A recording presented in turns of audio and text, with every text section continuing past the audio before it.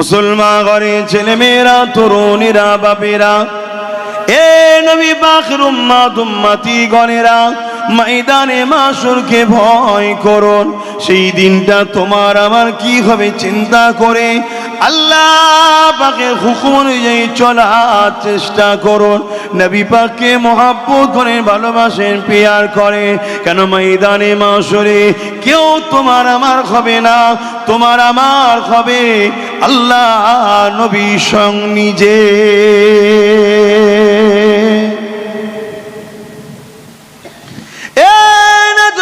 তরুণেরা, ময়দানে মাশরে এমনও মানুষ পাওয়া যাবে তারা নিজেদের আত্মীয় স্বজন একে অপরকে জমিনে শুইয়ে দিয়ে তাদের বুকের উপরে পা দিয়ে দাঁড়িয়ে যাবে।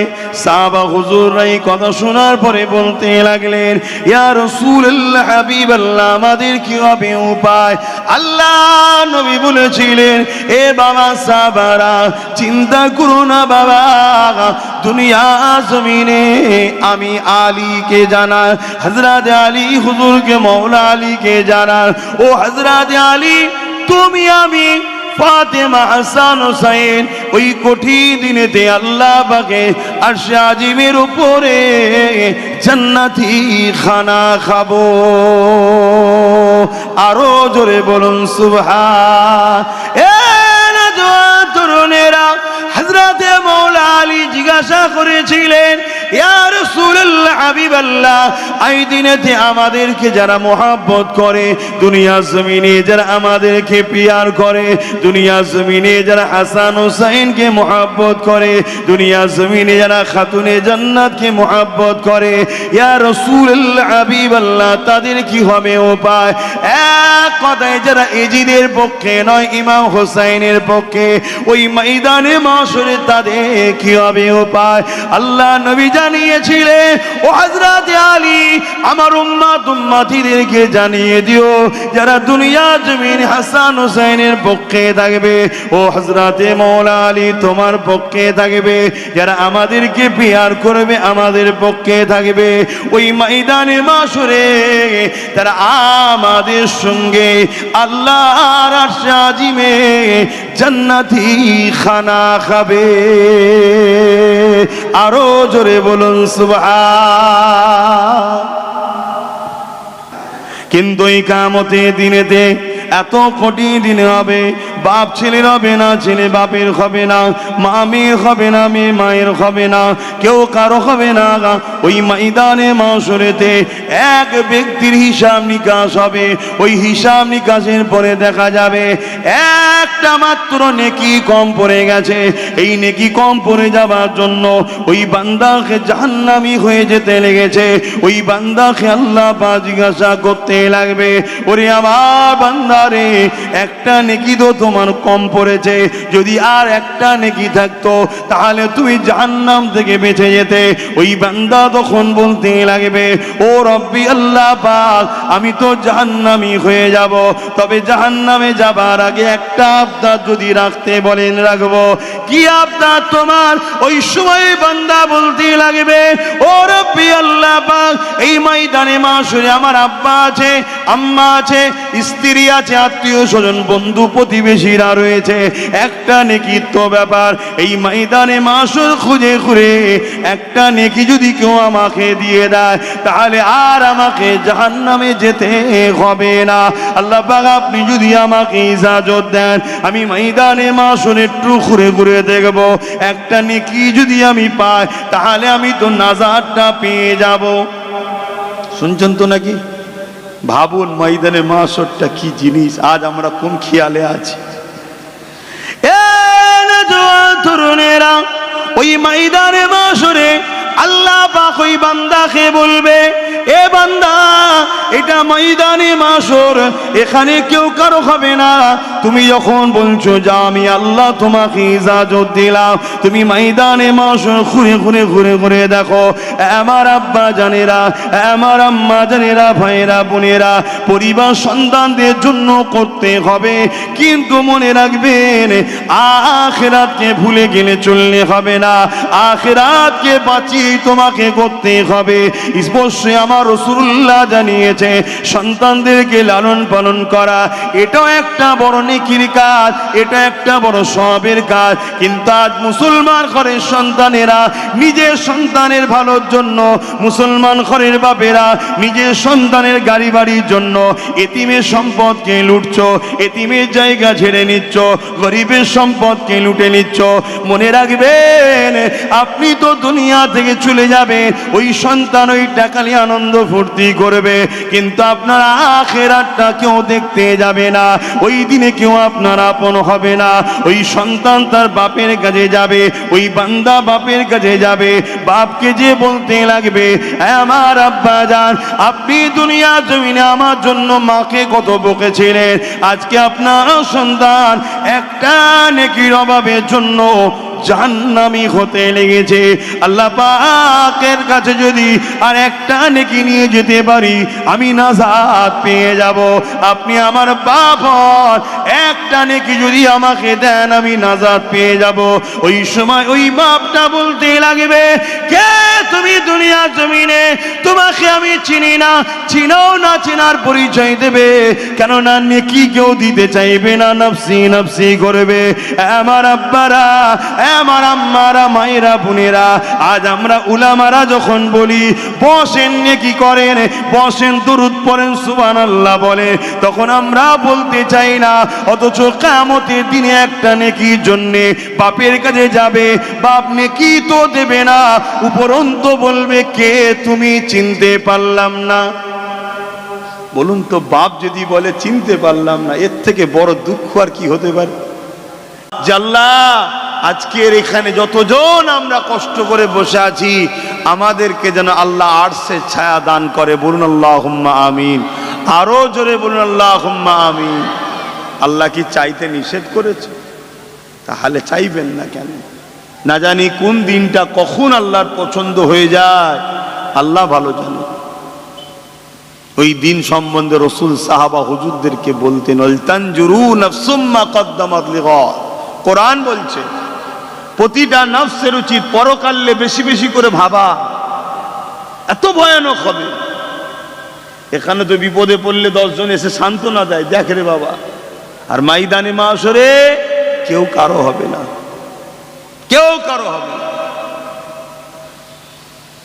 আল্লাহ নবী সাহাবা হুজুরদিগকে জানালেন, বাবারা, ময়দানে মাশরটা এত কঠিন দিন হবে, যেদিনে ছেলে মাকে দেখে সরে যাবে, ছেলে মাকে দেখে সরে যাবে, বাপ সন্তানকে, সন্তান বাপকে, স্বামী স্ত্রীকে, স্ত্রী স্বামীকে, ভাই ভাইকে দেখেও দূরে সরে যাবে।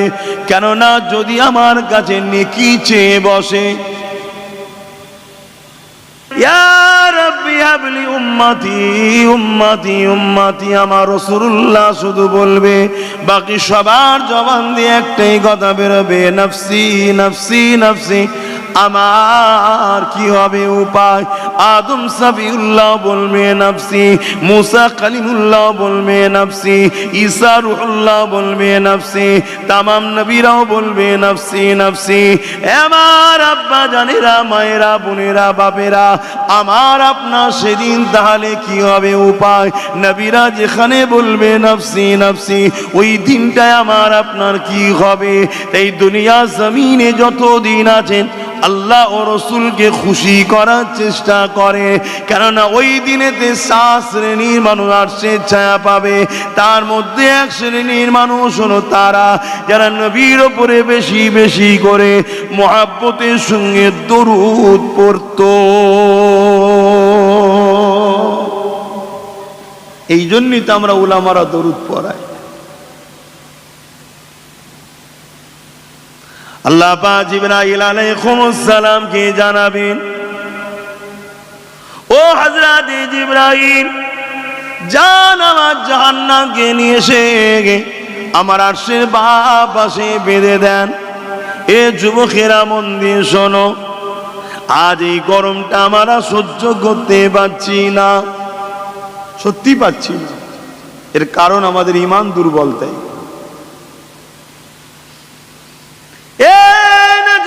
তরুণেরা, আল্লাহ পাক জিবরাইল আলাইহিস আলাইহিস সালামকে বলবে, ও জিবরাইল যান, আমার জাহান্নামকে নিয়ে এসে আমার আরশের পাশে বেঁধে দেন। হযরত জিবরাইল চলে যাবে, জাহান্নামকে 70,000 জিঞ্জির দিয়ে বাঁধা হবে। এক একটা জিঞ্জিরে 70,000 করে ফেরেশতা ধরে রাখবে। জাহান্নামকে 70,000 জিঞ্জির দিয়ে বাঁধা হবে, এক একটা জিঞ্জিরে 70,000 করে ফেরেশতা ধরে রাখবে। তথাপিও জাহান্নামকে ধরে রাখতে পারবে না। জাহান্নাম লম্বা লম্বা বার করে গুনাহগার আল্লাহর বান্দা বান্দীদের দিকে তেরে তেরে যাবে। এ যুবকেরা, তরুণেরা, বাপেরা, ওই দিনটা তোমার আমার কি হবে উপায়? একটু ভাবতে হবে। ওয়াজ শুধু শোনার জিনিস নয়। আমার নবী ওয়াজ করতেন, আবু জেহেলও শুনেছে, সিদ্দিক আকবরও শুনেছে। সিদ্দিক আকবর দুনিয়া থেকে জান্নাতের সার্টিফিকেট পেয়েছে, আর আবু জেহেল গ্রেট ইন্টারন্যাশনাল কাফের হয়ে মরেছে। অথচ ওয়াজ তো দুজনেই শুনেছে। আবু বকর সিদ্দিক ওয়াজ শুনে চিন্তা করেছে, ভেবেছে, আর আবু জেহেল শুধু শুনে গেছে, চিন্তা করেনি। তো ওয়াজ শুধু শুনলে হবে না, শোনার পরে নিজেকে চিন্তা করতে হবে, ফিকির করতে হবে, ভাবতে হবে, তবে পরিবর্তন হবে। যে বান্দা হিদায়াত চায়, আল্লাহ তাকে হিদায়াত দেন। কিয়ামতের দিন সম্বন্ধে আল্লাহ নবী সাহাবা হুজুরদেরকে ওয়াজ করছেন। এই নওজোয়ান তরুণেরা, ওই ওয়াজ আজ আমি আপনাদের কাছে করি। আল্লাহ নবী সাহাবাদেরকে ওয়াজ করেন, এ বাবা সাহাবারা, কিয়ামতের দিনে এমন বাপ পাওয়া যাবে নিজের ছেলেকে জমিনে শুইয়ে দিয়ে ওই ছেলের বুকের উপরে পা দিয়ে দাঁড়িয়ে যাবে। ময়দানে মাশরে এমন বাপ পাওয়া যাবে নিজের ছেলেকে জমিনে শুইয়ে দিয়ে তার বুকের উপরে পা দিয়ে দাঁড়িয়ে যাবে। এমন মা পাওয়া যাবে নিজের মেয়েকে জমিনে শুইয়ে দিয়ে তার বুকের উপরে পা দিয়ে দাঁড়িয়ে যাবে। এমনও স্বামী পাওয়া যাবে নিজের স্ত্রীকে জমিনে শুইয়ে দিয়ে তার বুকের উপরে পা দিয়ে দাঁড়িয়ে যাবে। এক কথাই যার উপরে যা জোর চলবে তাকে জমিনে শুইয়ে দিয়ে তার বুকের উপরে পা দিয়ে দাঁড়িয়ে যাবে। ইয়া রাসূলুল্লাহ, হাবিবাল্লাহ, এই রকমটা কেন হবে?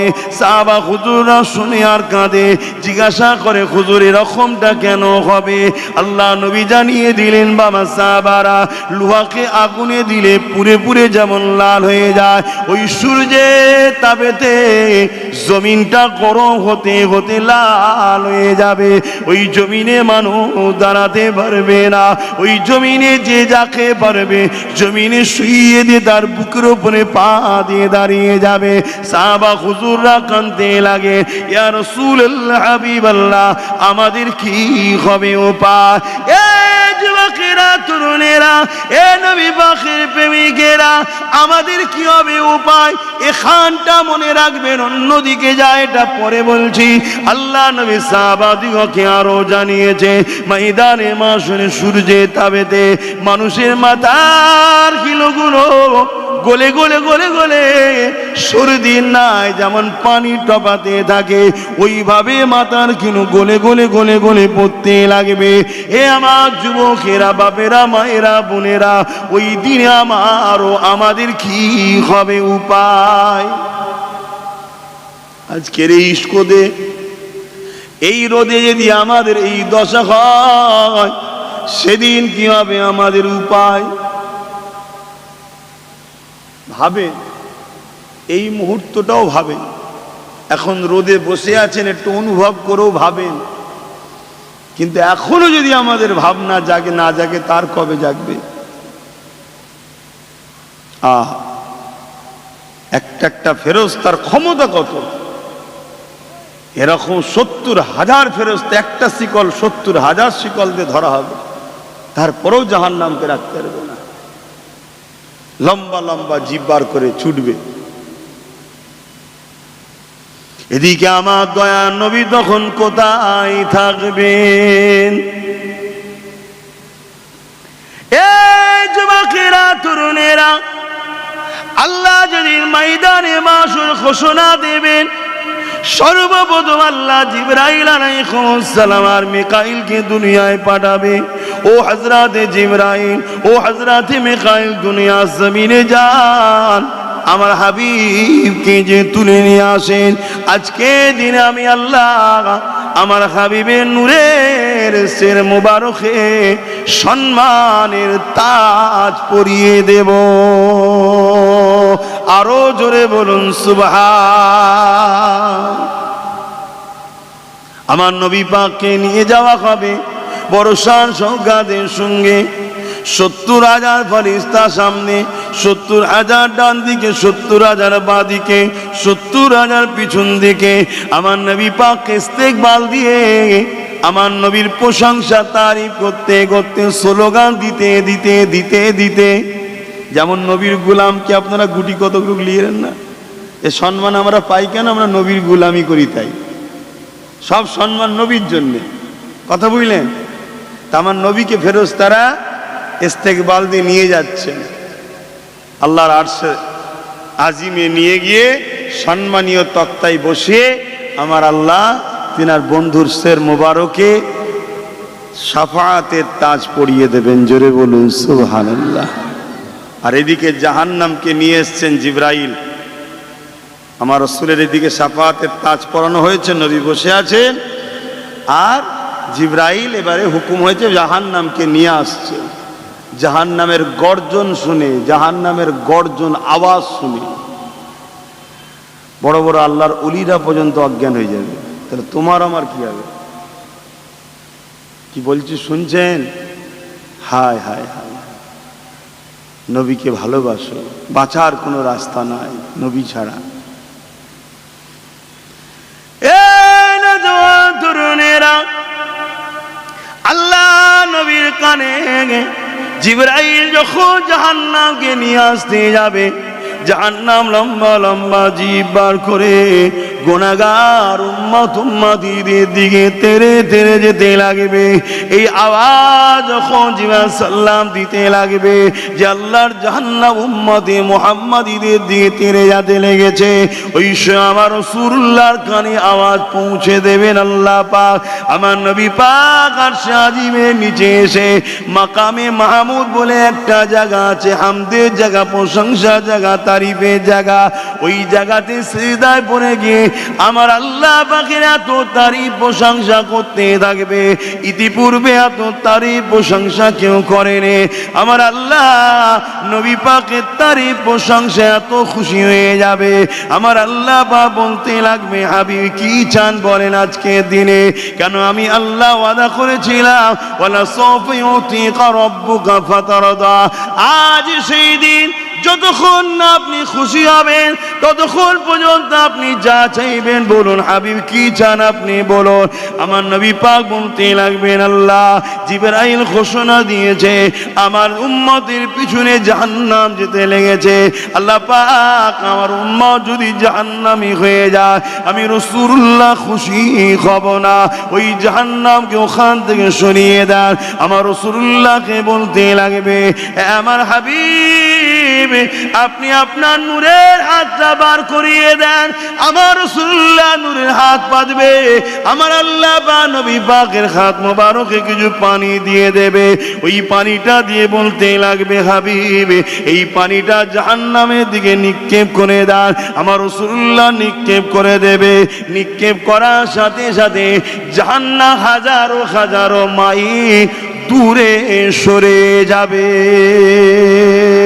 আরো জোরে বলুন সুবহান আল্লাহ আল্লাহ। এটা কিসের পানি? আল্লাহ নবীকে আমার আল্লাহ জিজ্ঞেস করবেন, হাবিব এটা কিসের পানি জানেন? এ পানি হলো আপনার উম্মতরা যখন আমার ভয়ে কাঁদতো, আমাকে ডর করে কাঁদতো, নিরিবিলি নির্ঝুমে সবাই ঘুমোচ্ছে, তাহাজ্জুদের ওয়াক্তে উঠে আপনার উম্মত আমায় সেজদায় পড়ে, আপনার উম্মতই আমাকে সেজদায় পড়ে চোখের পানি ফেলে কাঁদতেন। আমি আল্লাহ ওই পানিকে জমা করে রেখে দিয়েছিলাম। কেন আমার জাহান্নামকে ঠান্ডা করার ক্ষমতা কারো নাই। আপনার উম্মতের চোখের পানি পারে আমার জাহান্নামকে ঠান্ডা করতে। জোরে বলুন সুবহানাল্লাহ, আরো জোরে বলুন সুবহানাল্লাহ। কিন্তু হায়, আজ আমাদের তো কাঁদাই উঠে গেছে, কাঁদাই উঠে গেছে। আগেকারের মানুষের মধ্যে যাই হোক নাই হোক দিলটা বড় নরম ছিল, মনে অত প্যাঁচ টাচ ছিল না। আমাদেরই বাপ দাদুদের কথা বলছি, মনে অত প্যাঁচ টাচ ছিল না। এখন আমাদের মনে যা প্যাঁচ, জিলিপি যদি দেখে সেও লজ্জা পাবে। জোরে সর্বনাশ, এ কি ডেঞ্জারাস জিনিস। কিন্তু আগেকারের মানুষের মনগুলো ছিল বড় নরম, পরিষ্কার, কারো ক্ষতি সাধনা করার স্বপ্ন দেখতো না। তাই তাদের চোখ দিয়ে পানি বাহির হতো, তারা কাঁদতো। আজ তো আমাদের চোখের পানি শেষ, পানি নেই, কাঁদি কই আমরা। আসেন যুবকেরা, বাপেরা, মায়েরা, বোনেরা, এগো কষ্ট হচ্ছে নাকি? একটু হলেও তো ধৈর্য ধরতে হবে। আমি শীতকালেই ভিজে যাচ্ছি।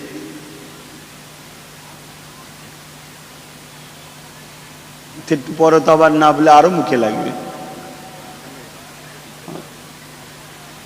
আরো কত পিছবেন, আর তো একটুখানি জায়গা আছে না, এখন পর্যন্ত বাকি আছে, একটু পরে নামবো। আচ্ছা, এই পর্দাটা নেমে গেল কেন? এ কি কথা? না না, দেখার প্রয়োজন নয় তো, শরিয়াতকে শরিয়াতের জায়গায় রাখে। এ কি কথা? কমিটির ভাইরা দেখছে, আপনার এদিকে খেয়াল করুন। হায় হায়, আমার নবী শাফাআতুন নবী মানেন তো নাকি? আমার নবী শাফাআতুন নবী মানেন তো? হাত তুলে বলুন, যারা যারা মানেন হাত তোলেন, লম্বা করে হাত তোলেন। নারে তাকবীর, শাফাআতুন নবী, শাফাআতুন নবী, শাফাআতুন নবী, নারে দিবে। আমার নবী ছাড়া কিয়ামতের দিন বাঁচারও রাস্তা নেই। সমস্ত নবীরা নফসি নফসি করবে। ময়দানে মাশরে বান্দা কোন হযরত আদম আলাইহিস সালামের কাছে যাবে। ও আব্বা জান আদম সফিউল্লাহ, আজকের এই কঠিন দিনে আপনি আমাদের জন্য আল্লাহ দরবারে সুপারিশ করেন। আদম সফিউল্লাহ বলবেন, ইযহাবু ইলা গায়রি, অন্য কারো কাছে যাও। নফসি নফসি নফসি। আমি আদমকে যদি আল্লাহ জিজ্ঞাসা করে, আদম রে গন্ধম কেন খেয়েছিলি? এ আমার বান্দা সন্তানেরা, ইযহাবু ইলা গায়রি, অন্য কারো কাছে যাও। ওই সময় আল্লাহ বান্দা বান্দি গুলো, এ নওজওয়ানেরা, হযরতে মুসা কালিমুল্লাহর কাছে যাবে। ও হযরতে মুসা কালিমুল্লাহ, আপনি আল্লাহ পাকের সঙ্গে কথা বলেছে, আল্লাহ আপনাকে বড় নকাব দিয়েছে কালিমুল্লাহ, আল্লাহ আপনার সঙ্গে কথা বলেছে। ও হযরতে মুসা কালিমুল্লাহ, আপনি আমাদের জন্য আজকে কঠিন বিপদে একটু সুপারিশ করো। কিন্তু মুসা কালিমুল্লাহ বলতে লাগবে, ইযহাবু ইলা গায়রি, অন্য কারো কাছে যাও। তারা এইভাবে সমস্ত নবীদের কাছে যেতে যেতে যেতে হযরত ঈসা রুহুল্লাহর কাছে যাবে। ও হযরত ঈসা রুহুল্লাহ, আল্লাহ আপনাকে বিনা ভাবে কুদরতি ভাবে তৈরি করেছে, আল্লাহ আপনাকে রুহুল্লাহ, আল্লাহ রূহ বলে লাকাব দিয়েছে। ও হযরত ঈসা রুহুল্লাহ, আপনি আমাদের জন্য আজকে কঠিন দিনে একটু সুপারিশ করুন, আমরা সহ্য করতে পারছি না। আল্লাহ পাক বিচার করে দিই, বিচারে যা ফায়সালা হবে মেনে নেব। কিন্তু এই ময়দানে মাশরে এত কঠিন দিন, যেদিনে মাথার এক বেগ দেখতে এক হাত উপরে সূর্য, কারো এক হেঁটো পর্যন্ত পাসিনা, কারো এক কোমর পর্যন্ত পাসিনা, কারো এক বুক পর্যন্ত পাসিনা, কেউ পাসিনা দিয়ে সাদাল কাটতে থাকবে। ও হযরত ঈসা রুহুল্লাহ, আর সহ্য করা যাচ্ছে না। আল্লাহ পাকের কাছে ফরিয়াদ করে, আল্লাহ যেন হিসাবটা শুরু করে দেয়। ঈসা রূহুল্লাহ বলবে ইযহাবু ইলা গায়রি, অন্য কারো কাছে যাও, অন্য কারো কাছে যাও। বান্দা বান্দি কোনো আর কাউকে খুঁজে পাবে না, কেননা তারা আমার নবী পাককে দেখতে পাবে না। কেন? আমার নবী সম্মানীয় তক্তা থেকে নেবে, পুরো ময়দানে মাশরে ঘুরে বেড়াতে লেগেছে আর জবানে বলতে লেগেছে ইয়া রাব্বি হাবলি উম্মতি উম্মতি উম্মতি।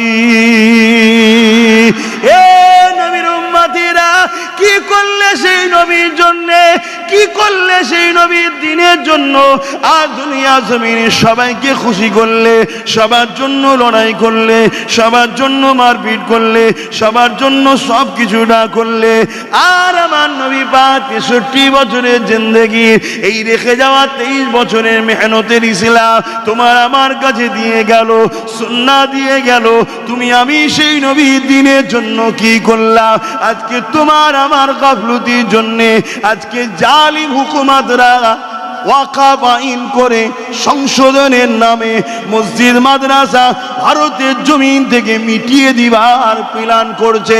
কিয়ামতের দিনে কি মুখে তুমি আমি নবীর শাফাত চাইব? বলো বলো, কি করলে?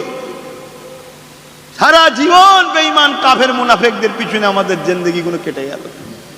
কখনো একবার হুজুরের দিনের কথা ভাবলাম না, কি করে আমাদের মসজিদগুলো থাকবে ভাবলাম না। এই তোমাদের এখানে যে মসজিদ আছে, বিশাল মসজিদ, গত 3-4 বছর আগে এসে দেখেছিলাম মসজিদের গায়ে কোনো রকম ভাবে কোনো ফটো ছবি মূর্তির কিছু নাই।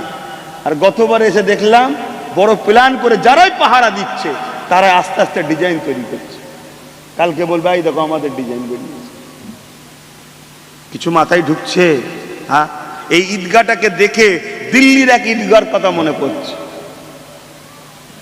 দিল্লিতে একটা ঈদগাহ আছে, লক্ষর ওপরে মানুষ নামাজ পড়ে, বিশাল শহরের ওপরে, এত বড় জায়গা মুসলিম পূর্বপুরুষরা দিয়ে গেছে। এটাও নিশ্চয় আপনাদের মুসলমানরাই দিয়েছে তো নাকি? আপনাদেরই পূর্বপুরুষরা দিয়েছে। তো সেই জায়গায় সেই ঈদগাতে জোর করে একটা মূর্তিকে স্থাপন করা হলো, জোর করে। তার মানে কি সূচনা শুরু হলো। কালকে বলা হবে ওই মূর্তিরই সম্পদ এটা। এর জন্য দোষী কারা? যারা করছে তারা। বলুন, তাদের থেকে বড় দোষী তো আমরা। আমরা কি করলাম? আমরা কি করলাম? আমরা তো কখনো প্রশাসনকে আমাদের কন্ট্রোলে রাখবে কথা কখনো ভাবিনি। কিয়ামতের দিন কি মুখ দেখাবেন আল্লাহর কাছে, রসুলের কাছে? হিসাব হবে বাপ, কারো ছাড় নাই। পীর সাহেব হোক, পীরজাদা হোক, মুফতি হোক, মৌলানা হোক, ইমাম হোক, আলেম হোক, সাধারণ মানুষ হোক, কারো ছাড় নেই। আল্লাহ হিসাব নেবে। বান্দা আমার জমিনে তুই আমার জন্য কি করে জীবন? ওরে আমার বান্দারে, আমার দিয়া জান দিয়ে, আমার দিয়া পা দিয়ে, হাত দিয়ে আমার রাস্তায় কতটা হেঁটে জীবন, আমার দিয়ে হাত দিয়ে কি করে জীবন, আমার দিয়া তাকত দিয়ে কি করে জীবন, আমার দিয়া জ্ঞান বিবেকটাকে কোন রাস্তায় লাগিয়েছি বল, আমার দিয়া ক্ষমতাকে কাদের পিছনে লাগিয়েছি বল। এ আমার বান্দা বান্দি রে, আমি আল্লাহ ছাড় দিয়েছিলাম, ছেড়ে কিন্তু দিইনি। আজকে সেই বিচারের দিন আমাকে একটু জানা, তোরা আমার দিয়ার জীবনকে কোন রাস্তায় কাটিয়েছিস বল। হিসাব নেবে না নেবে না? এই ছেলে, এই করি আমি তোদের পাল্লাই পড়ে বস না, বীজখানে উঠে দাঁড়িয়ে পড়ছে। কি গো, আল্লাহ ছেড়ে দেবে নাকি? হিসাব নেবে না? নেবে। কেউ যদি তোমাদের এলাকায় কাউকে দায়িত্ব দেয় বা কিছু অর্থ দেয়, দিয়ে হিসাব লাই না লাই না, কোথা কি খরচ করেছিস বল। আল্লাহ জিন্দেগি দিল, তাকত দিল, ক্ষমতা দিল, যৌবন দিল, দুটো পা দিল, দুটো হাত দিল, কোথায় লাগিয়েছ জিজ্ঞেস করবে না? হ্যাঁ, আমার মসজিদগুলো বিরান হচ্ছিল, তোরা কি করছিলিস? সেকুলার সাজছিলিস, সেকুলার, জিজ্ঞেস করবে না? করবে না? হ্যাঁ,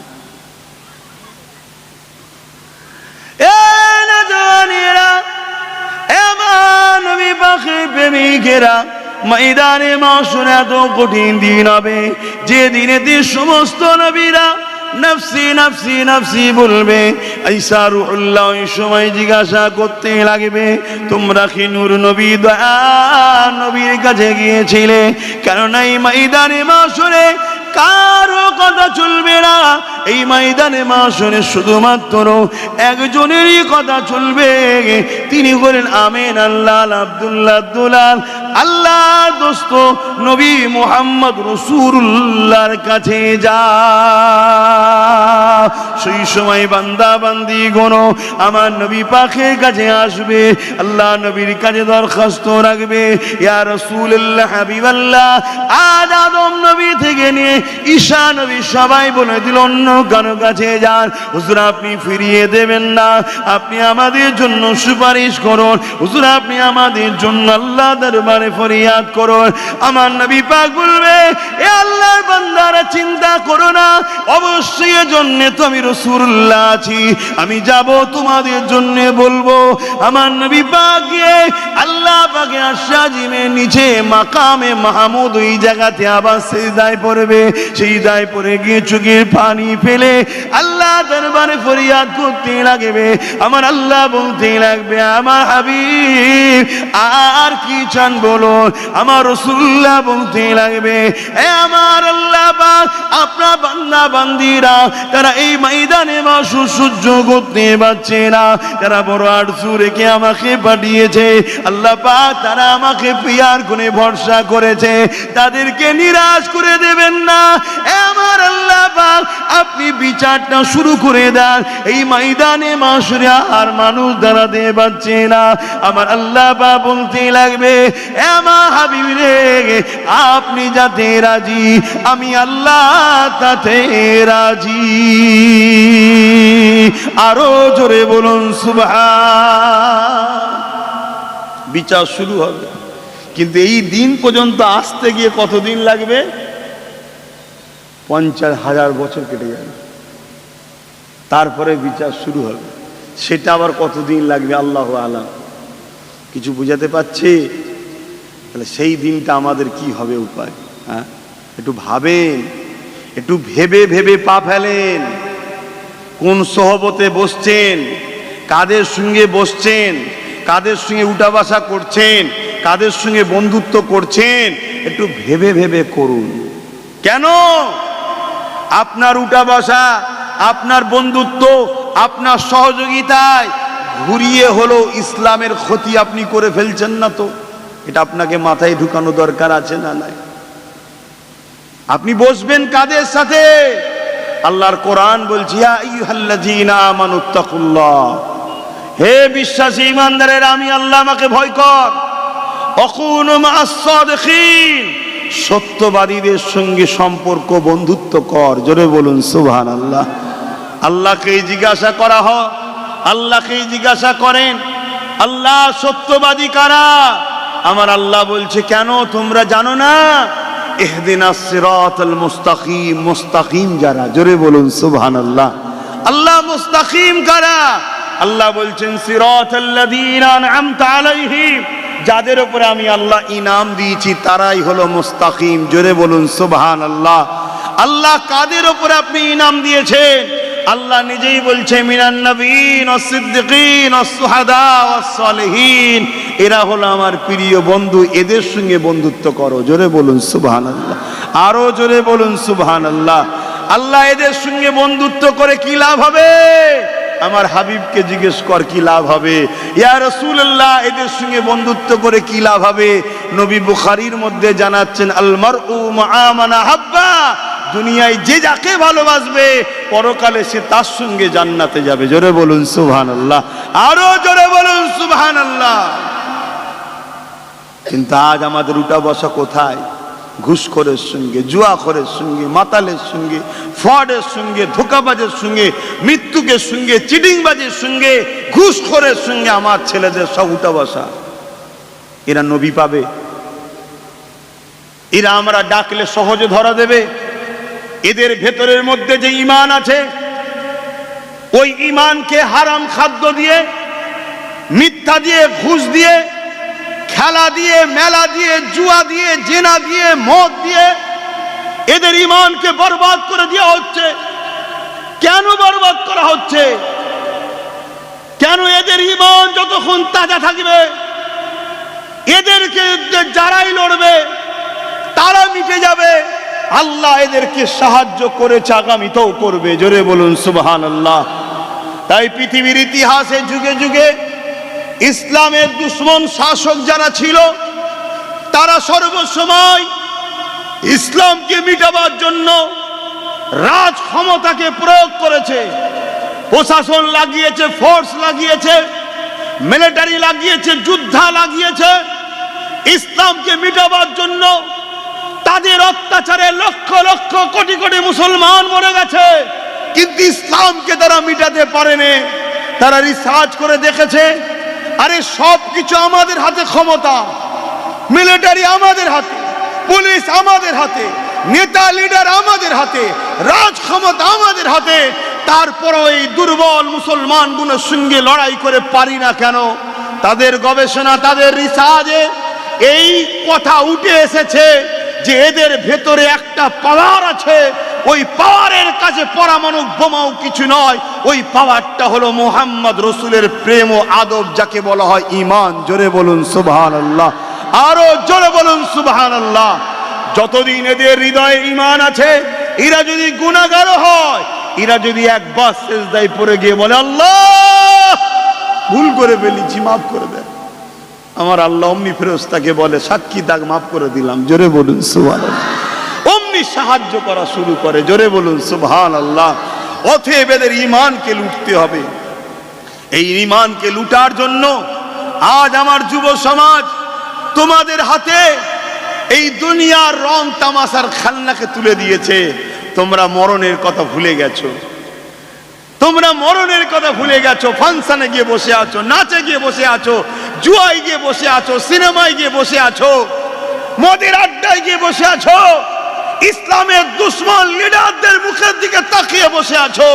কিন্তু তোমার মনে নাই তোমার দরজায় মৃত্যু ইন্তজার করছে, এক্ষুনি টাইম থাকলে এক্ষুনি যেতে হবে। তুমি ভুলে গেছো, তোমাকে ভুলিয়ে দেওয়া হয়েছে। আসো, এখনো সময় আছে যুবক, এখনো সময় আছে। তওবা করো, আল্লাহকে ভয় করো, নবীকে ভালোবাসো, আল্লাহর দাসত্ব করো, নবীকে প্রিয়ার করো, আল্লাহর ইবাদত করো, নবীর উপরে আদব করো। এখনো সময় আছে যুবক। তোমাদের হাতে আমার আল্লাহ দুনিয়ারও সম্মান তুলে দেবে, আখিরাতের জান্নাত তোমাদের জন্য ইন্তজারে থাকবে। জোরে বলুন সুবহানাল্লাহ। আর যদি তোমরা মুখ ফিরিয়ে যে রাস্তায় যাচ্ছ, ওই রাস্তায় যদি পথিক হয়ে চলো যুবক, মৃত্যু তো হবে। আমরা তো মুসলমান মনে করে জানাজাটাও পড়বো, কিন্তু মনে রেখে দিও কবরে জমিন থেকে জাহান্নামের গর্ত হবে, 99টা দুমুখো সাপ থাকবে। যে সাপের নিঃশ্বাস যদি দুনিয়ায় পড়ে, এই দুনিয়াতে ঘাস গজাবে না, এত গরম নিঃশ্বাস তার। এবারও তো মুখের লাগছে বাপ। আর একটু পিছিয়ে নিয়ে আপনারা একবার দরুদ শরীফ পড়েন। আল্লাহুম্মা, কিভাবে বলো, পিছিয়ে নিলে তো আবার এই ছেলেগুলো দেখতে হবে না।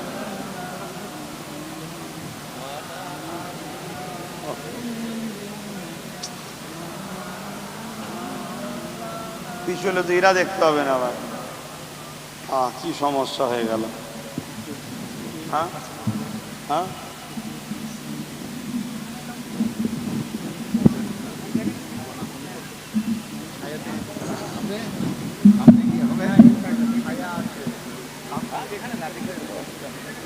এই ছেলেগুলো দেখতে হবে না। দরুদ শরীফ। আল্লাহুম্মা সাল্লি আলা। আচ্ছা আচ্ছা, খুলে দাও এটা, খোলেন খোলেন। সিঙ্গেলটা কোথায়?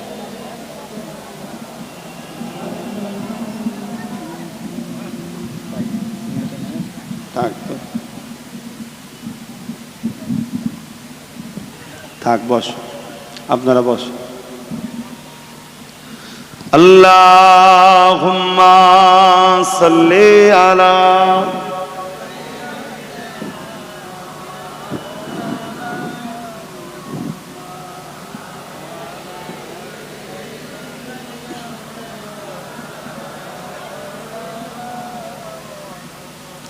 एक मैं ही नहीं उन पर कुर्बान ज़माना है, एक मैं ही नहीं उन पर कुर्बान ज़माना है। সবাই বলুন না সুবহানাল্লাহ। আমার নবীর উপরে শুধু আমি একা কুরবান না, আপনারাও কুরবান, পুরো জবান আমার নবীর উপরে কুরবান, ঠিক না বে ঠিক? একটু হাত তুলে বলুন ঠিক না বে ঠিক? মাশাআল্লাহ। এক मैं नहीं उन पर कुर्बान ज़माना है, एक मैं नहीं उन पर कुर्बान ज़माना है, कि मैं नहीं उन पर कुर्बान ज़माना है, जो रब दो आलम का महबूब यगाना है, एक मैं नहीं उन पर कुर्बान ज़माना है। कल पुल से जिसने हमें खुद ही पार लगाना है, कल पुल से जिसने हमें खुद ही पार लगाना है, जहरा का ओ बाबा है, हसनैन का नाना है, जहरा का ओ बाबा है, हसनैन का नाना है, एक मैं नहीं उन पर कुर्बान ज़माना है। आओ दरे जहर पर फैली हुई दामन, आओ दरे जहर पर फैली हुई दामन, ये नस्ल करीमों की, ये नस्ल करीमों की लचपा खराना है, एक मैं नहीं उन पर कुर्बान ज़माना है। अल्लाहुम्मा सल्ली अला मौलाना मुहम्मद व अला आली।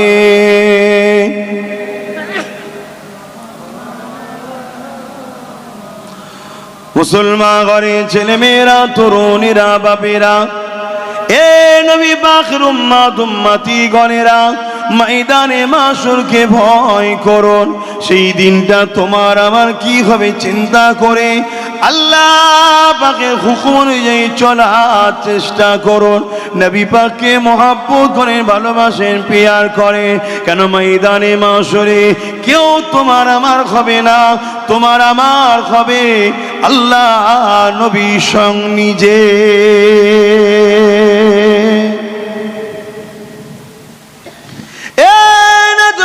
তরুণেরা, ময়দানে মাশরে এমনও মানুষ পাওয়া যাবে তারা নিজেদের আত্মীয় স্বজন একে অপরকে জমিনে শুইয়ে দিয়ে তাদের বুকের উপরে পা দিয়ে দাঁড়িয়ে যাবে। সাহাবা হুজুররা এই কথা শোনার পরে বলতে লাগলেন, ইয়া রাসূলুল্লাহ, হাবিবাল্লাহ, আমাদের কি হবে উপায়? আল্লাহ নবী বলেছিলেন, এ বাবা সাহাবারা, চিন্তা করো না বাবা, দুনিয়া জমিনে আমি আলীকে জানা, হযরত আলী হুজুরকে মওলা আলীকে জানা। ও হযরত আলী, তুমি আমি ফাতেমা হাসান হোসেন ওই কঠিন দিনেতে আল্লাহ পাকে আরশে আজিমের উপরে জান্নাতি খানা খাবো। আরো জোরে বলুন সুবহান। এ নওজোয়ান তরুণেরা, হযরতে মওলা আলী জিজ্ঞাসা করেছিলেন, ইয়া রাসূলুল্লাহ, হাবিবাল্লাহ, এই দিনেতে আমাদেরকে যারা মোহাব্বত করে, দুনিয়া জমিনে যারা আমাদেরকে পিয়ার করে, দুনিয়া জমিনে যারা হাসান হোসেনকে মোহাব্বত করে, দুনিয়া জমিনে যারা খাতুনে জান্নাতকে মোহাব্বত করে, ইয়া রাসূলুল্লাহ, হাবিবাল্লাহ, তাদের কি হবে উপায়? এক কথায় যারা এজিদের পক্ষে নয়, ইমাম হোসেনের পক্ষে, ওই ময়দানে মাশরে তাদের কি হবে উপায়? আল্লাহ নবী জানিয়েছিলেন, ও হযরত আলী, আমার উম্মতিদেরকে জানিয়ে দিও, যারা দুনিয়া জমিন হাসান হোসেনের পক্ষে থাকবে, ও হযরতে মওলা আলী তোমার পক্ষে থাকবে, যারা আমাদেরকে পিয়ার করবে আমাদের পক্ষে থাকবে, ওই ময়দানে মাশরে তারা আমাদের সঙ্গে আল্লাহর আরশে আজিমে জান্নাতি খানা খাবে। আরো জোরে বলুন সুবহান। তাহলে আমাদেরকে হতে হবে কাদের? ইমাম হোসাইনের না এজিদের? কথা বলুন। এজিদ তো ক্ষমতার জোরে নবীর দ্বীনের বিরোধী করেছিল, এজিদ তো ক্ষমতার জোরে নবীর আইনের বিরোধী করেছিল, এজিদই তো ক্ষমতার জোরে আমার রাসূল পাক সাল্লাল্লাহু আলাইহি সাল্লামের দ্বীনকে মিটাবার চেষ্টা করেছিল। আজও দুনিয়ার জমিনে বিশ্বজুড়ে হাজারো এজিদ শাসক রয়েছে, তারা আজকে দিনও চেষ্টা করছে ক্ষমতার জোরে তারা আমার রাসূলের দ্বীনকে মিটাবে, মসজিদকে মিটাবে, মাদ্রাসাকে মিটাবে, কোরআনকে মিটাবে। তারা এই ষড়যন্ত্র চালাচ্ছে। যদি আমরা আখিরাতের কামিয়াবি চাই, আখিরাতের নাজাত চাই, ময়দানে মাশরে নবীর সঙ্গে জান্নাতি খানা খেতে চাই, তাহলে হুজুরের কথা অনুযায়ী আমাদেরকে এজিদের পক্ষে থাকলে হবে না, হোসাইনি হতে হবে। হোসাইনের হুজুরের যে রাস্তা, হকের জন্য গর্দান দিতে হলে গর্দান দাও, হকের জন্য পরিবার কুরবান করতে হলে কুরবান করো, কিন্তু আল্লাহর দ্বীনের নিজামকে কখনো হ্যাট করা যাবে না। জোরে বলুন সুবহানাল্লাহ, আরো চিৎকার দিয়ে বলুন সুবহানাল্লাহ। আল্লাহু আকবার, আল্লাহু আকবার। ইয়া রাসূলুল্লাহ, ইয়া রাসূল, খুব ভালো করে শুনবেন, এটা পরীক্ষার জায়গা। এই লোভ লালসার মধ্যে জড়িয়ে যদি আমরা আখিরাত ভুলে যাই, তাহলে তো সব বরবাদ হয়ে যাবে, সব বরবাদ হয়ে যাবে। আল্লাহ নবী জানালেন, ময়দানে মাশরে এমনও বান্দাকে উঠানো হবে যারা কিনা আল্লাহ পাকের দরবারে দাঁড়িয়ে যাবে হিসাবের জন্য। ওই হিসাবটা দিতে গিয়ে দেখা যাবে ওই বান্দাটার একটা মাত্র নেকি কম পড়েছে। কটা? একটা। এ নওজোয়ান তরুণেরা, আমার আব্বা জানেরা, মায়েরা, দুনিয়ার মায়া জালে জড়িয়ে গিয়ে আখিরাতকে ভুলে যাবেন না। সন্তানদের ভবিষ্যতের কথা ভাবতে হবে, ঠিকই কথা, কিন্তু সন্তানের জন্য জাহান্নামী না হয়ে যায় এটাও মাথায় রাখতে হবে। কন্যাদেরকে ভাবতে হবে, ঠিকই কথা, কিন্তু তাদের কথা ভাবতে গিয়ে নিজে যেন জাহান্নামী না হয়ে যায় এটাও মাথায় রাখতে হবে। আমাদের সমাজে একটা প্রচলন আছে যে বাপকে ছেলেদের থেকে নাকি মেয়েরা বেশি ভালোবাসে। এ কথা শোনা যায় না, যায় না? একটু বলেন যে কন্যারা আর পুত্র সন্তান, কন্যা সন্তান আর পুত্র সন্তান, এই দুই সন্তানের মধ্যে বাপকে কন্যা সন্তান বেশি ভালোবাসে। কথাটা আমি অ্যাকসেপ্ট করছি, ঠিকই কথা। কন্যারা বাপকে বড় পিয়ার করে। আর বাপের শেষ জীবনে ছেলের বাড়ি যদি ভাত নাও হয়, কন্যার বাড়িকে দুটো ভাত হয়, আজকাল যেটা সমাজে দেখা যাচ্ছে। কিন্তু এ কথাটাও আমাকে বলতে হবে, আজকের দিনের বেশিরভাগ যদি বাপ জাহান্নামে যায়, ওটাই কন্যাদের জন্যই যাবে। কন্যাদের বেপর্দা, কন্যাদের বিহায়াপনার জন্যই কিন্তু বাপ জাহান্নামে যাবে। এটাও কিন্তু মানতে হবে। কেন কিয়ামতের দিনে বাপকে কন্যা সম্বন্ধে প্রশ্ন করা হবে, তোমার নারী, তোমার বেটি এই এই ইসলাম বিরোধী কাজগুলো করেছিল কেন, এর জবাব দাও।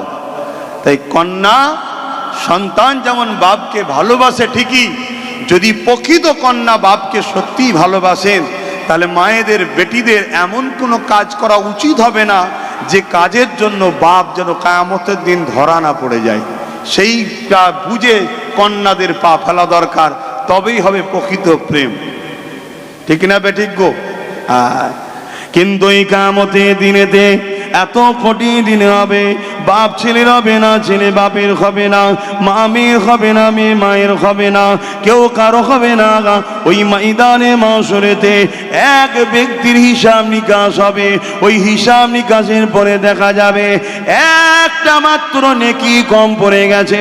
এই নেকি কম পড়ে যাওয়ার জন্য ওই বান্দাকে জাহান্নামী হয়ে যেতে লেগেছে।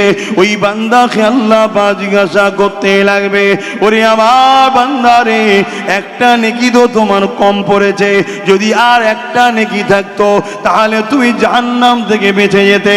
ওই বান্দা তখন বলতে লাগবে, ও রব্বি আল্লাহ পাক, আমি তো জাহান্নামী হয়ে যাব, তবে জাহান্নামে যাবার আগে একটা আবদার যদি রাখতে বলেন রাখবো। কি আবদার তোমার? ওই সময় বান্দা বলতে লাগবে, ও রব্বি আল্লাহ পাক, এই ময়দানে মাশরে আমার আব্বা আছে, আম্মা আছে, স্ত্রী আছে, আত্মীয় স্বজন, বন্ধু প্রতিবেশীরা রয়েছে, একটা নেকি তো ব্যাপার।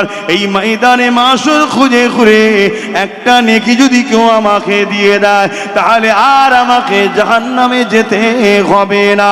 আল্লাহ পাক আপনি যদি আমাকে ইজাজত দেন, আমি ময়দানে মাশর একটু ঘুরে ঘুরে দেখব, একটা নেকি যদি আমি পাই তাহলে আমি তো নাজাতটা পেয়ে যাব।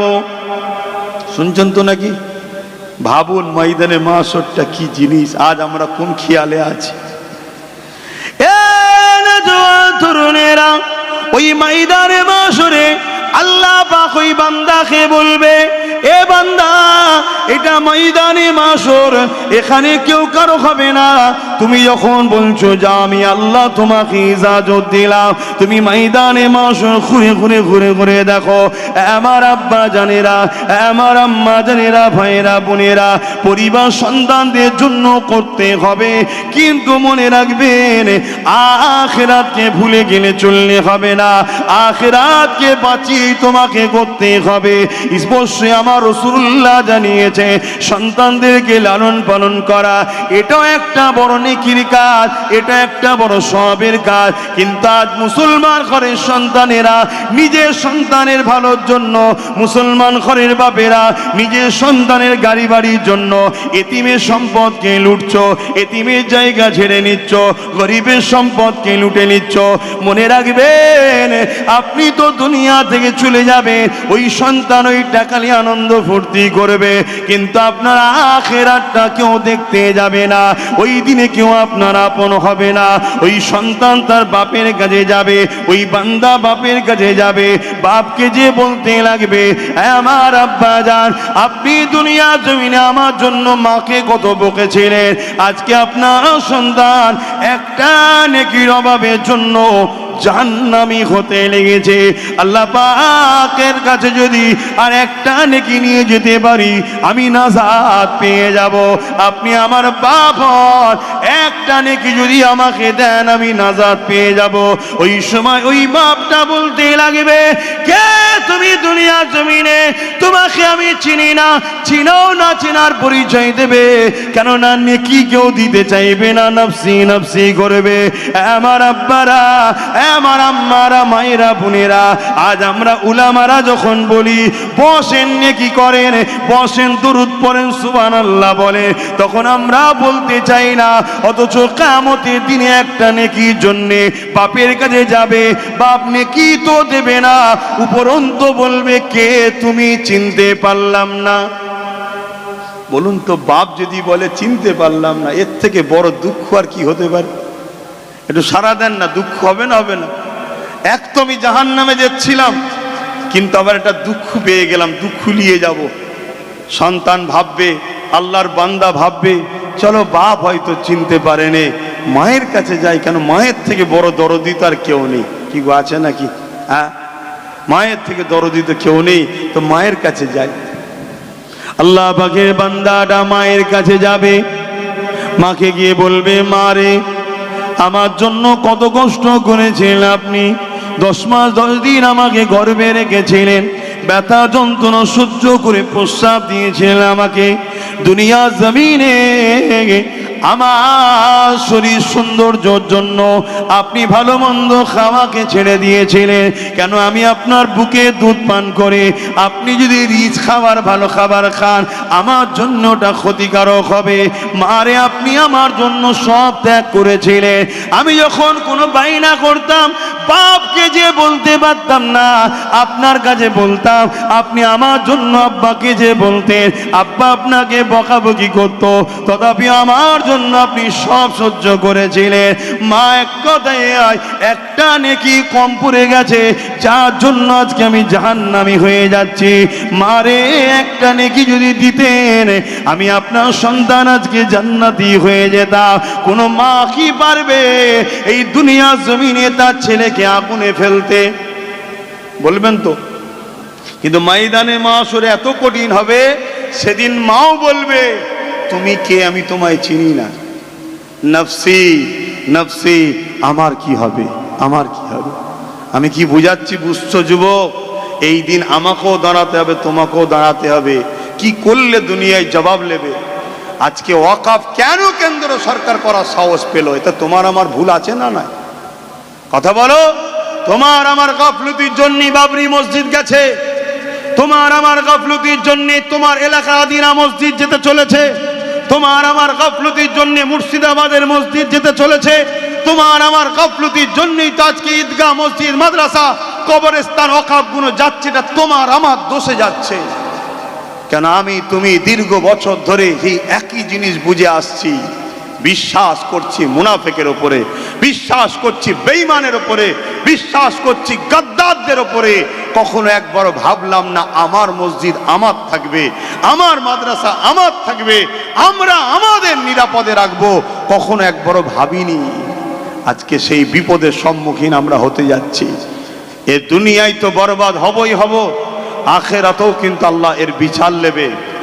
তো যাক, আমি আগামী দিন যদি মালদার কোনো জায়গায় এই কেন্দ্র সরকারের সংবিধান বিরোধী কালা কানুন ওয়াকফ বিলের প্রতিবাদে যদি আমি জনসভা ডাকি আহলে সুন্নাত ওয়াল জামাতের পক্ষে, আপনাদের কি মসজিদ, মাদ্রাসা, কোরআন, দ্বীন, ইসলাম, ওয়াকফের পক্ষে দাঁড়িয়ে কেন্দ্র সরকারের কালা কানুনের বিরুদ্ধে প্রতিবাদ করার কি আপনাদের সময় আছে?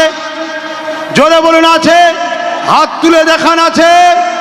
যদি আমি সময় পাই, বিভিন্ন জায়গায় আন্দোলন চলছে, আপনারা নিশ্চয়ই দেখছেন, সময় যদি পাই আপনাদের মালদা জেলাতেও প্রতিবাদের ডাক দেব, আপনাদের নিয়েই করব। সেই জায়গায় আপনারা সময় বার করে যেতে পারবেন তো নাকি? বলুন, হাত তুলে বলুন, পারবেন তো নাকি? ইনশাআল্লাহ। আজ পুরো ভারত জুড়ে যেভাবে নতুন করে দেরি হলো, মানুষ জেগেছে, দেরি হলো উম্মতে মুহাম্মাদি বুঝতে পেরেছে, যেভাবে আজ আন্দোলনের ঝড় উঠেছে, তাতে একটু হলেও কিন্তু কেন্দ্র সরকার পিছিয়েছে। ওয়াকফ বিলকে নিয়ে একটু হলেও কিন্তু তারা ভাবছে, তারা পিছোচ্ছে। এই আন্দোলন কিন্তু থেমিয়ে দিলে হবে না, এই আন্দোলনের আরো তীব্র গতি বাড়াতে হবে, আরো কঠিন ভাবে আন্দোলন করতে হবে। কেন? সংবিধান যখন আমাদেরকে রাইট দিয়েছে, আমরা তো অনেকে ওয়াকফটা কি জিনিস সেটাই জানি না। ওয়াকাফ বোঝেন? বলুন বোঝেন? ওয়াকাফ হলো ইসলামের একটা পার্ট।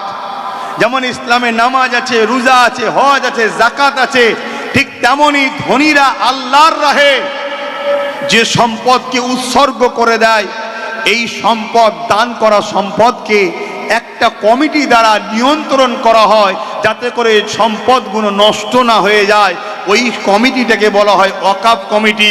কিন্তু মূলত দানটাকে বলা হয় অফ করা, আল্লাহর রাস্তায় দান করা, উৎসর্গ করা, একেই বলা হয় ওয়াকাফ। জোরে বলুন সুবহানাল্লাহ।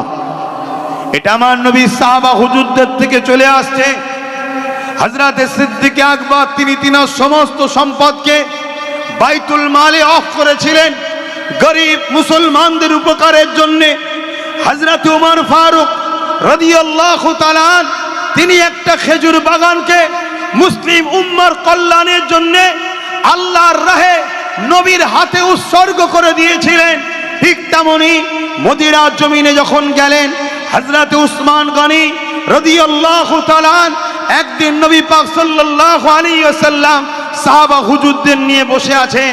ঠিক এমনই সময় আমার নবী বলে উঠলেন, মদিনাতে মিঠা পানির বড় অভাব, আমার উম্মতরা মিঠা পানি পাচ্ছে না। আমার সাহাবারা কেউ আছো কি মিঠা পানি আমার সাহাবাদের জন্য ব্যবস্থা করবে? হযরত উসমান গনি তৎকালীন সময় যে স্বর্ণ মুদ্রা ছিল, যে টাকা ছিল, সেই অর্থ নিয়ে বেরিয়ে পড়লেন। এক ইহুদির বাড়ি গেলেন, তার একটা মিঠা পানির কুয়া ছিল। ওই মিঠা পানির কুয়াটাকে তৎকালীন সময়েতে আপনার মালদা জেলাকে কিনা যাবে এত টাকা দিয়ে, পুরো মালদা জেলাকে কিনা যাবে এত টাকা দিয়ে। ওই ইহুদির কাছ থেকে মিঠা পানির কুয়াটাকে কিনে নিয়ে আল্লাহর রাহে অফ করেছিলেন, দান করেছিলেন, যাতে করে মানুষ মিঠা পানি পান করতে পারে। জোরে বলুন সুবহানাল্লাহ। আজকে ভারতবর্ষের কেন্দ্র সরকার যদি মনে করে প্রশাসনের জোরে, মিলিটারির জোরে, রাজ ক্ষমতার জোরে ইসলামের একটা ধর্মীয় বিশ্বাসকে, ইসলামের একটা নিয়ম কানুনকে, ইসলামের একটা বিধানকে এবং মুসলিমদের দান করা সম্পদকে আমি দখল করে নিয়ে আদানি আম্বানিকে দিয়ে দেব, কেন ক্ষমতা তো আমার হাতে আছে, তাহলে আমিও জানিয়ে দিতে চাই কেন্দ্র সরকারকে, ক্ষমতা দাম্ভিকতাতে অন্ধ হয়ে যাবেন না। এক মঈনুদ্দিন আজমিরির পিছনে লেগেছিল যে তার নাম নিশানাকে আল্লাহ মিটিয়ে দিয়েছে। আজকের দিনেও আমার মসজিদ মাদ্রাসা ওয়াকাফের বিরুদ্ধে যারাই লাগবে তাদেরকে অবশ্যই আল্লাহ মিটাইছে, মিটাবে, আগামীতেও মিটাবে। জোরে বলুন সুবহানাল্লাহ, আরো জোরে বলুন সুবহানাল্লাহ। কিন্তু আমাদের কিছু দায়িত্ব আছে না নাই? যেমন আমি আমার দায়িত্ব পালন করছি। কি গো ওয়াকাফ নিয়ে বলছি, অসুবিধা আছে নাকি? কি গো কমিটির বাবেরা? কেন ওয়াকাফ আমাদের ধর্মের বিষয়, কথা মাথায় ঢুকছে তো সেই জায়গায় আজ যেমন আপনাদের সুযোগ পেয়েছি টাইমের দিকে খেয়াল করে একটু বলে দিচ্ছি। কিন্তু এই বিলের মধ্যে সংশোধনের নামে 40 বা 44টা এমন ভয়ঙ্কর পয়েন্ট এনেছে, বিলটা যদি পাস হয়ে যায় শুধু মসজিদ মাদ্রাসা কবরস্থান যাবে না, ভারতবর্ষের মুসলমান আগামী দিন আর নাগরিকত্ব তুমি প্রমাণ করতে পারবে না। অলরেডি পেপারে বেরিয়েছে, দেখেছেন কি জানি না, দেখেছেন কি জানি না, মুসলিম আর খ্রিস্টানদের ভোটার কোনো অধিকার থাকবে না, এই নিয়ে পত্রিকাতে প্রকাশ হয়েছে। এই 1000 বছরের মসজিদ, কেরলে একটা মসজিদ আছে 1400 বছর বয়স, রাজা চিরামান যিনি ইসলাম কবুল করেছিলেন, আমার নবী চাঁদ দুটুকরো করা ওই মোজেজা দেখে, যাই হোক, তিনার ওখানে একটা মসজিদ আছে 1400 বছর বয়স। এ থেকে প্রমাণ দেয় ভারতের 1400 বছর ধরে মুসলমান আছে। গুজরাটে একটা মসজিদ আছে 1300 বছর বয়স। এ থেকে প্রমাণ হয় ভারতবর্ষে 1300 বছর ধরে গুজরাটে মুসলমান আছে। আপনাদের মালদা জেলার মসজিদ আছে 700-800 বছর বয়স। এ থেকে প্রমাণ হয় মালদায় 700-800 বছর ধরে পশ্চিম বাংলায় মুসলমান আছে। যখন এই মসজিদগুলোর নিশানা মিটে যাবে, এগুলো যখন মসজিদ না হয় অন্য কিছু বলে এগুলোকে শেষ করে দেওয়া হবে, তখন তুমি প্রমাণ করতে পারবে না তুমি ভারতীয়। তোমাকে বলা হবে স্বাধীনতার পরে তুমি এসেছো। অতএব তুমি থাকো, ভাড়াটিয়া হিসাবে থাকো, মালিকানা নয়। এটা একটা বিরাট বড় কৌশলের সাথে করা হচ্ছে। তো এই জায়গায় আমাদেরকে জান প্রাণ দিয়ে হলো ওয়াকাফ বিলকে রুখতে হবে। বলুন ইনশাআল্লাহ, বলুন ইনশাআল্লাহ। চেষ্টা করলে রুখা যেতে পারে না, পারে না? জোরে বলুন। আমাদের কৃষক বন্ধুদের দিকে শিক্ষা নিন। কৃষক বন্ধুদের বিরুদ্ধে কেন্দ্র সরকার বিল করেছিল, কালা কানুন তৈরি করেছিল। কৃষক বন্ধুরা হরিয়ানা থেকে না কোন জায়গা থেকে তারা রওনা হলেন, যাই হোক দিল্লিতে আসতে চাইছিল। তাদের এই বিশাল আন্দোলনের ঝাঁজে কেন্দ্র সরকার কিন্তু তার রায় থেকে পিছিয়ে এসে বিলকে বাতিল করতে বাধ্য হয়েছিল, না হয়নি? জোরে বলুন। আজও আমরা যদি সংগঠিত হয়ে আন্দোলন করি, কিন্তু মনে রাখবেন এই আন্দোলন অন্য কোনো ধর্ম, জাতি, বর্ণ, ভাষার বিরুদ্ধে নয়। এই আন্দোলন সংবিধানকে বাঁচাবার আন্দোলন। এই আন্দোলন আমার ধর্মীয় অধিকারকে ফিরিয়ে নিবার আন্দোলন। এই আন্দোলন সংবিধান বিরোধী গভর্নমেন্টের বিরুদ্ধে লড়াই করার আন্দোলন। এই আন্দোলন যেন কোনোভাবে না মনে হয় বা এই আন্দোলনকে কোনোভাবে না প্রতিষ্ঠিত করা হয় যেটা অন্য কোনো ধর্ম বর্ণের বিরুদ্ধে আন্দোলন হচ্ছে। অনেকে বলে সমাজের বুকে গরম করছে যে মুসলমানদের যদি ওয়াকফ বোর্ড থাকে তাহলে আমাদেরও তো কিছু বোর্ড থাকা দরকার।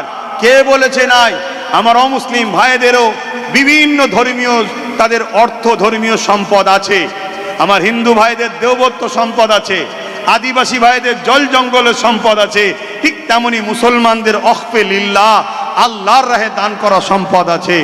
অতএব কিয়ামত কঠিন দিন হবে, মৃত্যু তো অবশ্যই সবার হবে। সেই দিন কিন্তু আল্লাহ কৈফিয়ত নেবে।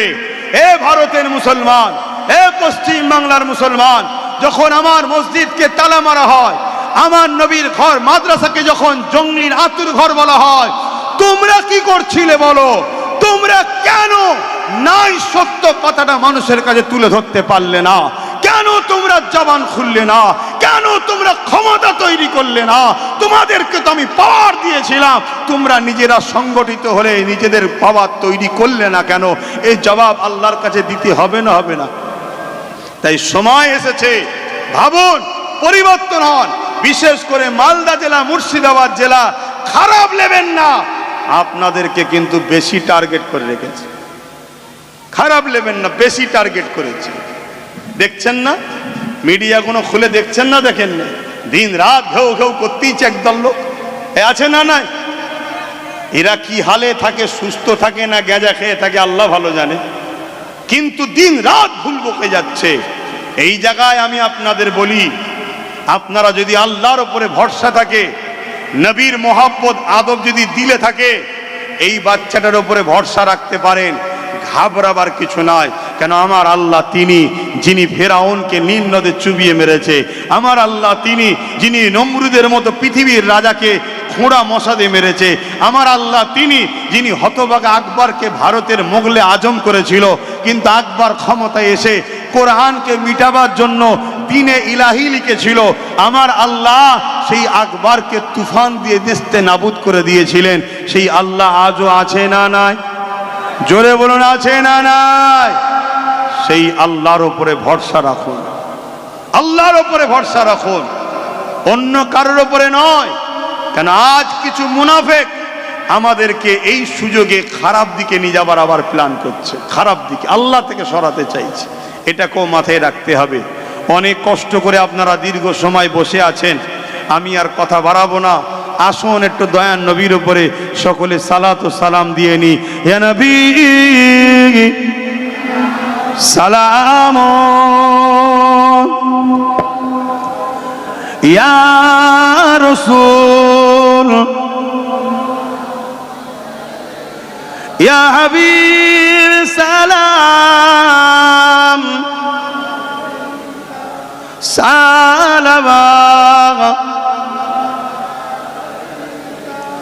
ইয়া নবী মাদিনা হতে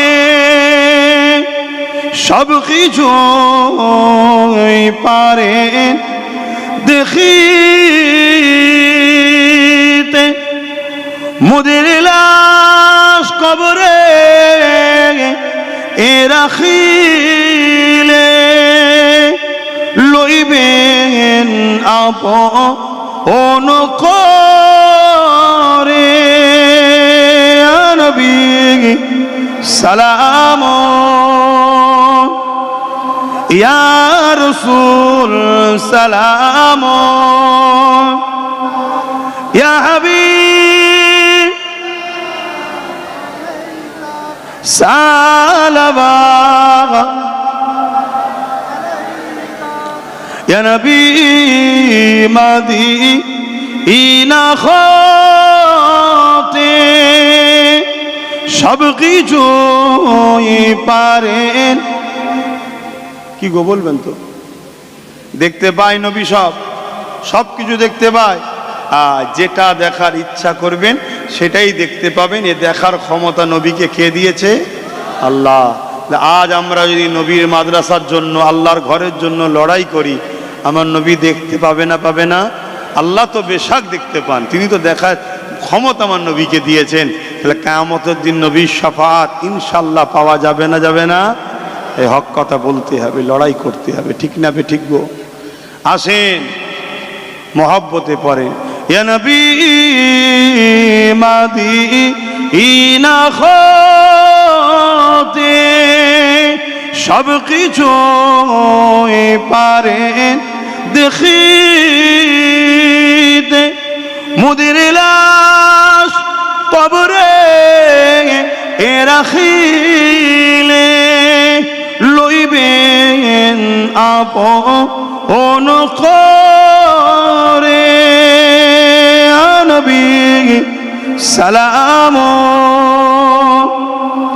ইয়া রাসূল ইয়া হাবিব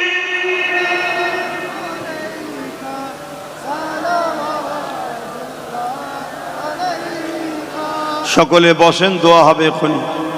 সকলে বসেন, আমার তো আর বসার উপায় নেই। বসেন সকলে।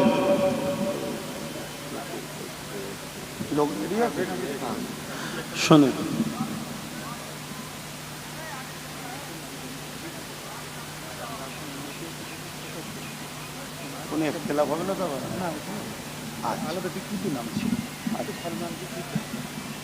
এই পাড়া যাক আলহামদুলিল্লাহ। আজ আপনারা এই মাহফিলে এসেছেন, বিভিন্ন কষ্ট করে এতক্ষণ ধরে রোদে বসেছিলেন। আমি দোয়া চাইব, তার একটা ছোট্ট কাজ আছে। এই মাহফিলটা হলো, এতে আপনারা খুশি হলেন না বেজার হলেন গো? আমার কথাতে কেউ দুঃখ পেলেন? কিন্তু আর একটা কথা বলবো, তাতে একটু দুঃখ মনে হচ্ছে আপনারা পাবেন, একটু পাবেন তো নাকি? কিন্তু আমি বিশ্বাসী, যারা আল্লাহ ও রসুলকে সব থেকে বেশি ভালোবাসে তারা দুঃখ পাবে না। কিন্তু তার আগে একটা কাজ আছে। এই মাহফিলটা হলো, আসলেন, দু কথা বললাম, এই মাহফিলটা হওয়া দরকার আছে না নাই? অতএব এ মাহফিল হোক বা হচ্ছে, আমরা যারা খুশি আছি পকেটে হাত দেন, যার যা খুশি একটু মাহফিলে শরীক হবেন। হলে গুনাহ হবে? মাহফিলে দান করলে গুনাহ হবে নাকি? আরে নেকি হবে। আমার মা বোনেদের কাছেও বাচ্চাদেরকে পাঠাবেন, এবং কমিটির ছেলেরা এখানেও যাচ্ছে, যার যা খুশি একটু শরীক হবেন। আর সকলে বিসমিল্লাহ শরীফের সঙ্গে দরুদ শরীফ। আমাদের ভলেন্টিয়াররা একটু তোমরা উঠে যাও। আস্তে আস্তে, তোমরা মাইকে না। ছেলেরা যাচ্ছে কমিটির, একটু যান। এটা কি পাড়া জানো এটা? হ্যাঁ, আজকে এই পাড়াটা যেখানে এসেছেন, এই পাড়াটার নাম ফতেখানি ঈদগাহ পাড়া, 22 মৌজা ঈদগাহ পাড়া। বলুন সুবহানাল্লাহ। আমরা ঈদগাহ পাড়ায় বসে আছি, তাই তো নাকি?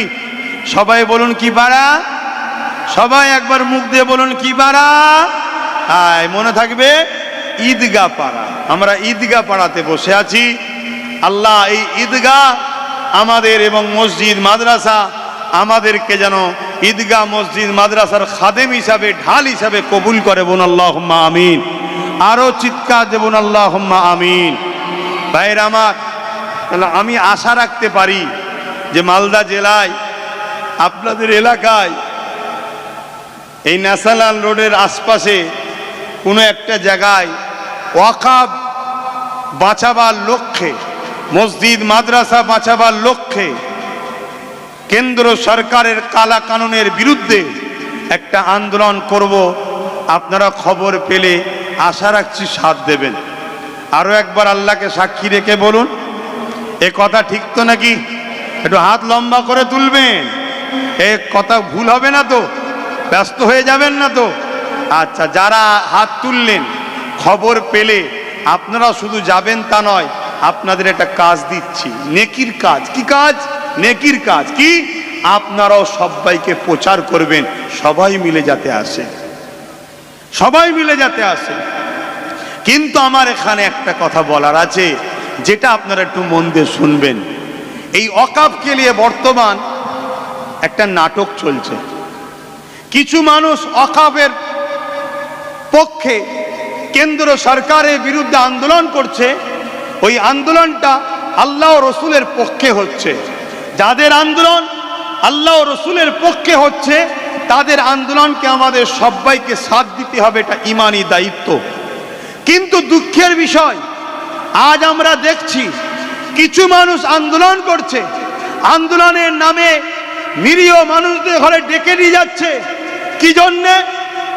মসজিদ বাঁচাতে হবে, মাদ্রাসা বাঁচাতে হবে, কবরস্থান বাঁচাতে হবে, ওয়াকাফ বাঁচাতে হবে। অথচ আন্দোলনের নামে নিয়ে গিয়ে ওই মেম্বারে, ওই স্টেজে এমন অনেক লোক বসে রয়েছে যারা কিনা নিজেরাই ওয়াকাফকে দখল করে রেখেছে। শুনছেন তো নাকি? শুনছেন? তারা নিজেরাই ওয়াকাফকে দখল করে রেখেছে। আমি আপনাদের একটা ছোট্ট প্রমাণ দিচ্ছি। ওই পশ্চিম বাংলায়, আপনার এই মালদা জেলায় হাজার হাজার বিঘে ওয়াকাফ সম্পদ আছে। সেগুলো বেদখল হয়ে আছে না নাই? বলুন, আছে না নাই? সেগুলো কি মসজিদ মাদ্রাসা মুসলিমদের কল্যাণে কাজে লাগে? লাগে না। তাহলে এগুলোরও উদ্ধারের দরকার আছে না নাই? এইগুলো উদ্ধার করা ছেড়ে দিয়ে এগুলোকে যারা দখল করে রেখেছে তাদের ঘরে নিয়ে কেন্দ্র সরকারের বিরুদ্ধে আন্দোলন করা, এর থেকে বড় ধোঁকাবাজি আর নাটক ছাড়া অন্য কিছু হতে পারে না। কেন্দ্র সরকার বিল করার চেষ্টা করছে, কিন্তু বিল এখনো করতে পারেনি। অলরেডি 1995 সালের বিল আছে, অর্থাৎ মুসলমানদের সম্পদ মুসলমানদেরই পাবে আছে, সেই বিল এখনো রয়েছে। অথচ আমার বাংলাতে 1,43,000 কম বেশি একর জমি এই বাংলায় রয়েছে। তার মধ্যে 75,000 একর জমি এখনো বেদখল। সেই জমিগুলো উদ্ধারের দরকার আছে না নাই? তাহলে কেন্দ্র সরকার যেমন কালা কানুন করতে চাইছে, তার আইনকে যখন বাতিল করার লক্ষ্যে আন্দোলন হবে, পাশাপাশি আমার রাজ্যে 75,000 একর জমি মানুষ দখল করে রেখেছে, ওই জমিকে উদ্ধার করার জন্য আন্দোলন করতে হবে। ঠিক না বেঠিক? জোরে বলুন। কলিকাতার বুকে 70টার উপরে মসজিদ তালামারা বন্ধ হয়ে পড়ে আছে। ওগুলোর জায়গা জমিরও উদ্ধারের জন্য আন্দোলনের দরকার আছে না নাই? হাত তুলে বলুন, দরকার আছে না নাই? আপনারা একমত তো নাকি? হ্যাঁ, না হয় কিয়ামতের দিন জবাব দিতে হবে। আমি বিদায় নিবার আগে একটা ছোট্ট কথা বলবো। ধরুন আপনি কারোর সঙ্গে ব্যবসা করেন, ধরুন আপনি কারোর সঙ্গে বন্ধুত্ব করেন, ধরুন আপনার কেউ আত্মীয় হয়, ধরুন আপনার ভালোবাসার কোনো লিডার হয়, সে যদি কখনো আপনার কোরআনের বিরোধী করে, আপনি তার সঙ্গে সম্পর্ক রাখতে পারবেন? জোরে বলুন, পারবেন? আল্লাহকে সাক্ষী রেখে বলছেন, কে কে বলছেন পারবো না? হাত তুলে বলুন, পারবেন? তাহলে এইবার শুনুন মন দিয়ে। এটা মনে হয় আপনাদের আঘাত না লাগলেও হয়তো মুনাফিক মুসলমানের আঘাত লাগতে পারে।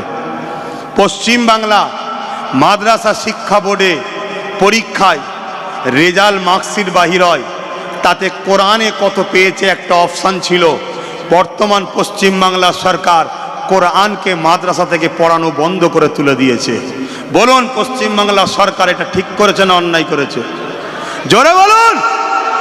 অতএব এই সরকার যদি এর অন্যায় থেকে প্রত্যাখ্যান না হয়ে কোরআনকে যদি মাদ্রাসা থেকে সরাবার প্ল্যান যেটা করেছে ওর ওপরে যদি টিকে থাকে, তাহলে এরও বিরুদ্ধে লড়াই করা আমাদের জন্য ফরজ হয়েছে। যদি লড়াই না করো, কিয়ামতের দিন জাহান্নামে যেতে হবে। আর দুনিয়ায় ওরা যারা এর পরও দালালি করবে, তাদের পিছনে নামাজও হবে না, তারা মুনাফিক মুসলমান, তাদের মরণটা বেঈমান কাফের হালে হবে, কোনো সন্দেহ নাই। কথা ভুল বললাম? কথা বলেন ভুল বললাম? আপনি রাজনীতি করছেন, রাজনীতি করুন। আমার মাদ্রাসা থেকে কোরআনকে পড়া বন্ধ করলেন কেন? আমার মাদ্রাসা থেকে কোরআনকে তুললেন কেন? এই বিষয়ে বলা দরকার আছে না নাই? কথা বলুন। তাহলে কেন্দ্র সরকার মসজিদের দুশ্মন, মাদ্রাসার দুশ্মন, ওয়াকাফের দুশ্মন, রাজ্য সরকার আমার কোরআনের দুশ্মন। তাহলে লড়াইটা শুধু কেন্দ্র সরকারের বিরুদ্ধে হচ্ছে, রাজ্য সরকারের ব্যাপারে কথা বলা হচ্ছে না কেন? যারা এই মুনাফেকি করছে, এই মুনাফেকদের ঘরে সাথে যদি আপনারা আন্দোলন করেন, তাহলে আগামী দিন ওয়াকাফও যাবে, আপনাদের জানও যাবে। অতএব আন্দোলন করতে হবে মোমেনদের নিয়ে। কথা বুঝে আসছে? এইবারে আপনারা বলুন, রাজ্য সরকার কোরআনের বিপক্ষে যদি যায়, অর্থাৎ যেটা বন্ধ করেছে, আমরা আন্দোলন করব ফিরিয়ে দাও, ঠিক না বেঠিক? যদি না ফিরিয়ে দেয়, এই রাজ্য সরকার কোরআনের দুশ্মন সরকারকে সাপোর্ট করা কি যেতে পারে? হাত তুলে আল্লাহকে সাক্ষী দিয়ে বলুন যেতে পারে? লম্বা হাত তুলুন, হাত নাবান। কাফের হয়ে মরার থেকে মোমেন হয়ে মরুন। কদিন বাঁচবেন? হ্যাঁ, সে যা অন্যায় করেছে, সে যদি অন্যায় থেকে সংশোধন করে নেয়, সে যদি অন্যায় থেকে ফিরে আসে যে হ্যাঁ আমার এটা ভুল হয়েছে, আমি কোরআনকে তুলব না, তাহলে বাপ আমার কিছু বলারও থাকবে? জোরে বলুন, থাকবে না। কিন্তু তুমি যদি পাওয়ারের জোরে গুটি কত ইমাম মলি সাহেব পীর সাহেব কিনে যদি মনে করো কোরআনকে মিটাবো, তাহলে তোমায় জানিয়ে দিয়ে আকবর কোরআনকে মিটাতে চেয়েছিল, মোজাদ্দেদ আলপে সানি লড়াই করেছিল, মোজাদ্দেদ আলপে সানিকে আল্লাহ সাহায্য করেছিল। আকবরের পুরো ফোর্স বাহিনী, মুফতি মৌলানা যা আকবরের দিকে ছিল, সব আল্লাহ মেরে জাহান্নামে ভরে দিয়েছে। অতএব তোমাকেও দেবে, তোমার সাথে যেগুলো দালাল থাকবে সব কটাকে আল্লাহ শেষ করবে। কথা মনে থাকবে না? থাকবে না? হ্যাঁ, এটা মাথায় রাখবেন। আসুন কথা শেষ করছি। এবারে আমি জানতে চাই আরও একবার, সেটা হলো এটাই, আপনারা যদি কখনো কলিকাতার রাজপথে প্রয়োজন হয় ওয়াকাফের জন্য, মসজিদ মাদ্রাসার জন্য, কোরআনের পক্ষে দাঁড়াবার জন্য, কলিকাতার রাজপথও আমার ডাকে যেতে কারা পারবেন একটু হাত তুলে দেখাবেন? ধোকা হচ্ছে না তো? হাত নাবান। কেন কলিকাতায় একটা প্রোগ্রাম করার চিন্তা ভাবনা নিচ্ছি, কম করে হলেও যেন 20 লক্ষ লোকের টার্গেট নিয়েছি। কথা বুঝে আসছে? এটা ধর্মীয় প্রোগ্রাম হবে, আমাদের ইসলাম ধর্মের মানুষের যাওয়া, সেখানে ইমানি দায়িত্ব আছে, এই আশা রেখে যাচ্ছি। অনেক কথা বললাম, কেউ মনে ব্যথা পেলেন, কষ্ট পেলেন? তাহলে এটা কি পাড়া? ঈদগাহ পাড়া। আসুন এখন দোয়া চাওয়া হবে। একটু দোয়া চাওয়ার সময় বসে পড়ি, কি আর করব? এখন দাঁড়িয়েও তো মুখে রোদ লাগছে। কথা বুঝে আসছে? দরুদ শরীফ আল্লাহুম্মা। ওহ, এখানেও তো রোদ লাগছে, এদিকে সরাতে আবার। থাক থাক।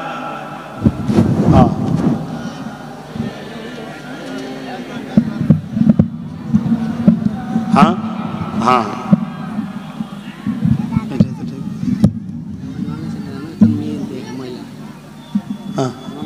হ্যাঁ, আচ্ছা ঠিক।